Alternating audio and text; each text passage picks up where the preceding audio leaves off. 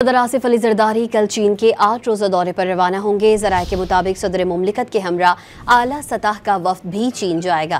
बिलावल भुट्टो जरदारी भी मुमकिन तौर पर वफ्द का हिस्सा होंगे। तफसीलात जानते हैं डॉन न्यूज़ के नुमाइंदे अब्दुल्ला मोमिन से। जी अब्दुल्ला, सदर के दौरे चीन से मुतालिक तफसीलात दीजिएगा। सदर मुमलिकत आसिफ अली जरदारी कल 12 सितंबर को चीन रवाना होंगे। ज़राए के मुताबिक 8 रोज़ा दौरा 12 से 20 सितंबर पर मुश्तमिल होगा।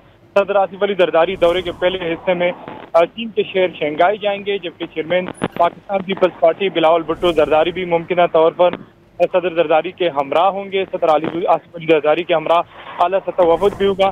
सदर जरदारी की चीन के अहम रहनुमाओं से मुलाकातें भी मुतवक्किल है, जिसमें दो तरफा ताल्लुकात, तिजारत और दीगर उमूर जो है वो ज़ेर गौर आएंगे। जी अब्दुल्ला मोमिन अपडेट करे थे, आपका शुक्रिया।